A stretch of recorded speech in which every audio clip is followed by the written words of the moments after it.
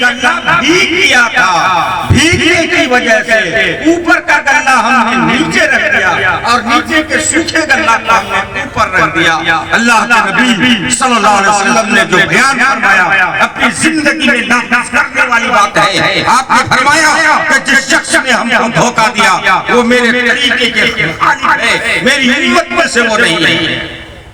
تجارت میں بھی دھوکہ دھڑی جائز نہیں ہے۔ مٹھائی والے دکاندار، حلوائی، اسی طریقے سے جتنے بھی دکاندار ہیں، کرانہ دکان والے ہیں، آپ اگر تجارت کرتے ہیں تو تجارت میں دھوکہ حرام ہے، اور دھوکہ دے کر اگر مال آپ حاصل کرتے ہیں یہ بھی حرام ہے۔ اگر آپ یتیموں کے مال کو لا کر کے بے بھرے اور ظلمن کھایا کرتے ہیں یہ بھی حرام ہے۔ ٹھیک اسی طریقے سے جس طریقے سے آپ ناحق طریقے سے مال وصول کر کے آپ ناجائز طریقے سے کھایا کرتے ہیں۔ حلوائی کی دکان میں جاؤ تو رات کا سموسا صبح میں پھر گرم تیل میں ڈال کر کے کھلائے گا اور کہے گا کہ بالکل تازہ ترین سموسے آپ آئیے۔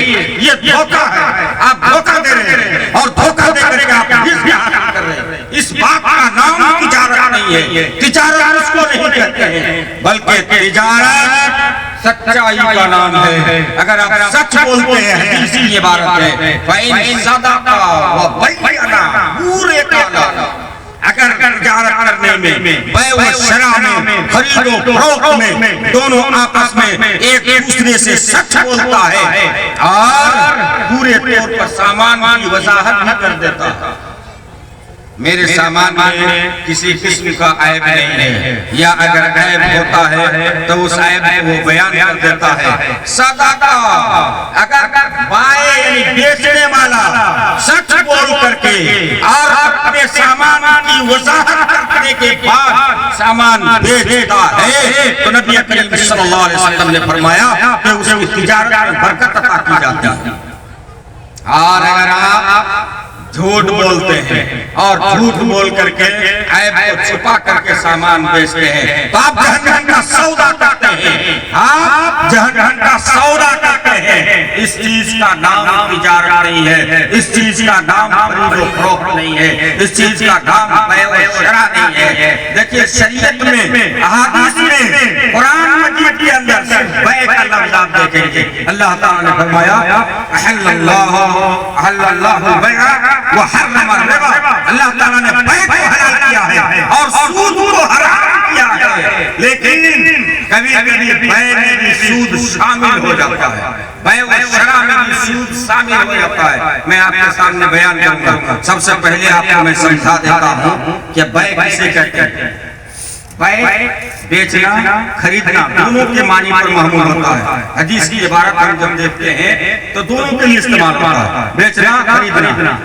اور اس کی اصطلاح میں جو ہم بیع کہتے ہیں وہ یہ ہے کہ مال کا مال سے تبادلہ کرنا جس میں آپس کی رضامندی شامل ہے، اس کو کیا کہتے ہیں؟ اس کو کہتے ہیں بیع۔ آپ روپیہ دیتے ہیں، سامان خریدتے ہیں، بیچنے والا کہتا ہے میں نے سامان کو بیچا، خریدنے والا مشتری، اس کو کہتے ہیں مشتری، مشتری کہتا ہے کہ میں نے خرید لیا۔ اس طرح تو بیع واقع ہو گیا، یہ عقد ہو گیا، گرہ بندھ گیا آپ کے بیع میں، اس کو کہتے ہیں بیع۔ اب یہ ہے کہ خرید و فروخت میں کچھ ایسی صورتیں ہیں جو جائز ہیں اور کچھ ایسی صورتیں ہیں جو ناجائز ہیں۔ میں دونوں کو بیان کرتا ہوں اپنے محدود وقت میں، مختصر سا وقت، بڑے اختصار کے ساتھ یہ چلتا ہوں، بھاگ رہا۔ بیع حکم کے اعتبار سے بیع کی دو قسمیں ہیں۔ بیع کو میں نے بتا دیا کہ خریدنا بیچنا، اس کا نام بیع ہے۔ بیع حکم کے اعتبار سے دو طرح کی ہوتی ہے، ایک بیع جائز، دوسرا بیع ناجائز۔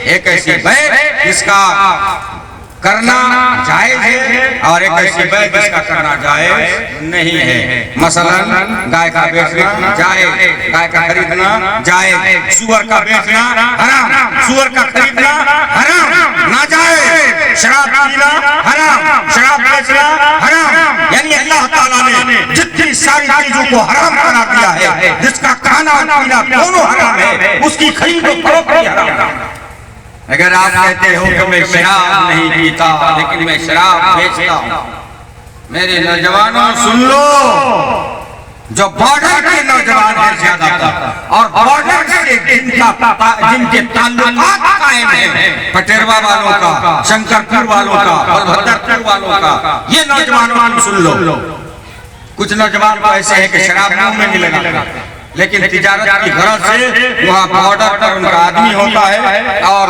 وہ شراب اپنی محدود مقررہ جگہ پر پہنچا دیتا ہے اور پھر اس سے منافع حاصل کرتا ہے۔ یہ حرام ہے، شراب پینا جیسے حرام، شراب کی خرید و فروخت بھی حرام، سور جیسے حرام اس کی خرید و فروخت بھی حرام، مردہ جیسے حرام اس کی خرید و فروخت بھی حرام، خون جیسے حرام اس کی خرید و فروخت بھی حرام۔ ایک اصول سمجھ لیجیے، اسی کو کہتے ہیں کہ حکم کے اعتبار سے بیع کی دو صورت، ایک بیع جائز، دوسرا بیع ناجائز۔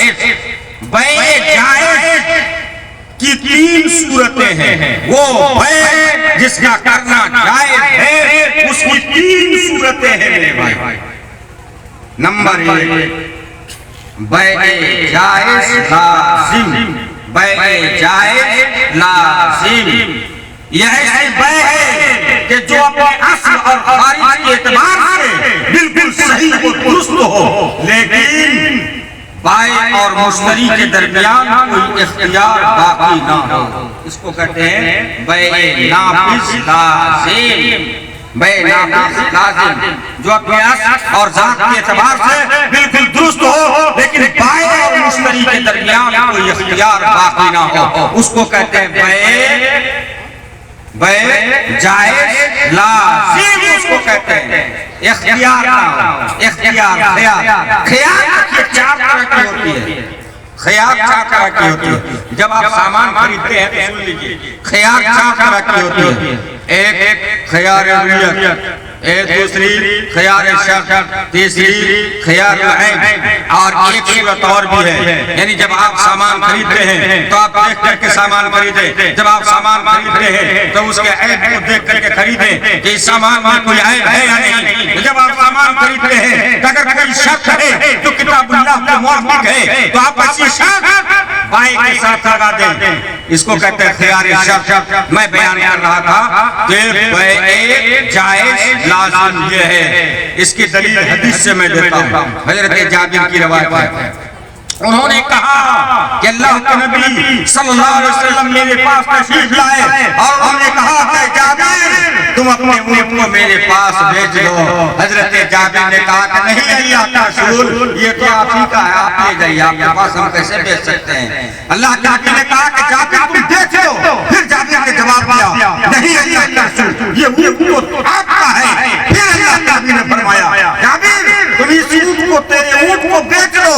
جابر نے کہا کہ نہیں اللہ کے رسول، یہ تو اونٹ آپ کا ہے، لیکن اللہ کے نبی نے فرمایا کہ میں نے 1 دینار کے بدلے میں اس اونٹ کو لے لیا، خرید لیا۔ اسی کو کہتے ہیں عقد، اسی کو کہتے ہیں بیع، اسی کو کہتے ہیں عقد، یعنی میں نے بیچا اور آپ نے خرید لیا، اسی کا نام کیا ہے؟ بیع۔ اس میں اور ایک دلیل آپ کو دیتا ہوں، اللہ کے نبی فرماتے ہیں البیعان بالخیار ما لم یتفرقا، کہا کہ بائع اور مشتری، خریدنے والے اور بیچنے والے کو دونوں کو اس وقت اختیار حاصل ہوتا ہے جب تک کہ دونوں آپس میں ایک دوسرے سے جدا نہ، یہ ہے بیع جائز لازم۔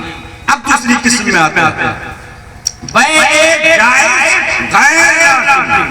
بیع جائز غیر لازم ایسا ہے، ایسے بیع جو اپنے اصل اور ذات کے اعتبار سے یا خارج کے اعتبار سے بالکل درست ہو، البتہ بائع اور مشتری کے درمیان اختیار باقی نہ ہو، اختیار باقی نہ ہو۔ میں نے سامان بیچ لیا اور تم نے لے لیا، اب دونوں کے درمیان کوئی اختیار باقی نہیں ہے۔ اگر بائع چاہے گا، مشتری چاہے گا کہ ہم اس سامان کو کیا کر لیں، واپس کر دیں، اور بائع اس کو سامان کو واپس نہ کرے تو اس کے لیے کوئی حرج کی بات نہیں ہے، اختیار باقی ان دونوں کے اندر نہ ہو. مثلا حدیث میں ہے کہ اللہ کے نبی نے فرمایا جس شخص نے کوئی چیز خریدا مالن یرہ لیکن اس چیز کو اس نے نہیں دیکھا بغیر دیکھے خرید لیا.